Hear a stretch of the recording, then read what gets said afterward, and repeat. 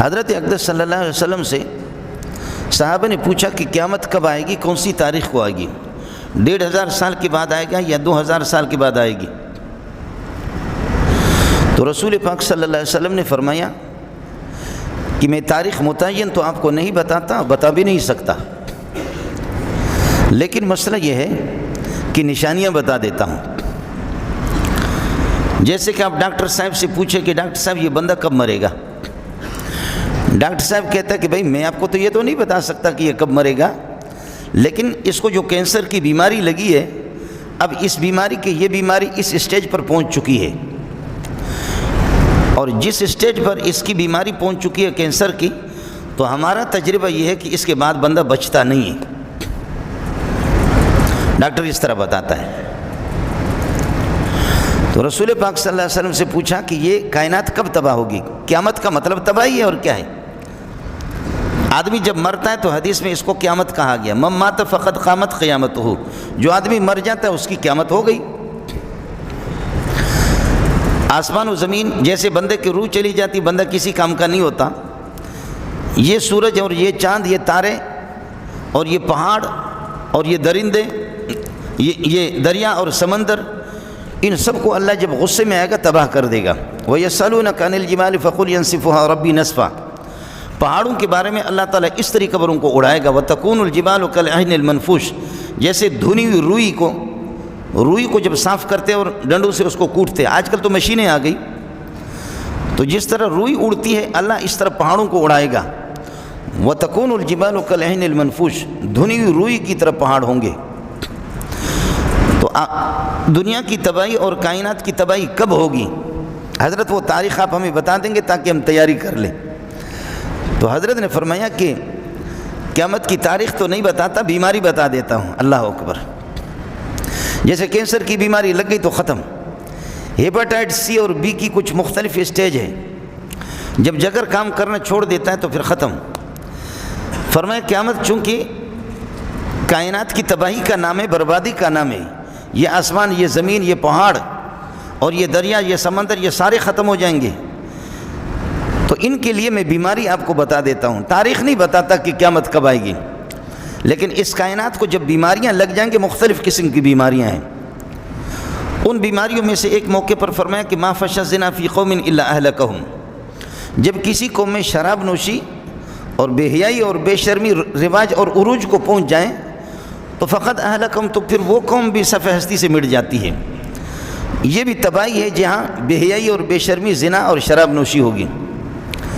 لیکن فرمایا کہ ان تلد الامۃ ربتها، قیامت کی نشانی ایک آپ کو بتاتا ہوں، کائنات کی تباہی، ان تلد الامۃ ربها۔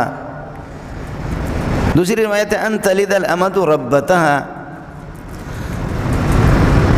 کہ لونڈیاں اپنے آقا کو جنم دیں گے،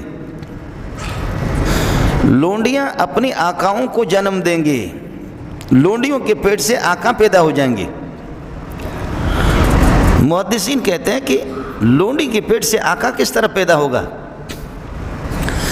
فرمایا کہ اولاد ایسی نافرمان ہوگی، ایسی نافرمان ہوگی، وہ اولاد اپنے آپ کو آقا سمجھیں گے اور ماں کو لونڈی سمجھیں گے۔ ان تلد الامۃ ربتها، گویا کہ ماں نہیں رہی، یہ وہ ماں نہیں رہی جس کو نبی نے جو مقام دیا تھا، ان الجنت تحت اقدام الامہات، جنت ماں کے قدموں کے نیچے ہے۔ میں نے محمد نے ماں کو یہ مقام دیا ہے، لیکن کائنات کی تباہی کی نشانی شراب نوشی، زنا، سود خوری یہ ہے، لیکن کائنات کو جب کینسر کی بیماری اتنی بیماری نہیں ہے، کائنات میں رہنے والے اور بسنے والے مخلوقات کو ماں باپ کی نافرمانی کی بیماری جب لگ جائے گی تو پھر وہ رہیں گے نہیں۔ ان تلد الامۃ ربتها، کہ لونڈی اپنے آقا کو جنم دے گی، ماں کی حیثیت لونڈی کی ہوگی اور بیٹے کی حیثیت وہ آقا کی ہوگی، بیٹے اپنے آپ کو آقا ہی سمجھیں گے۔ اور ایک موقع پر فرمایا کہ بیویوں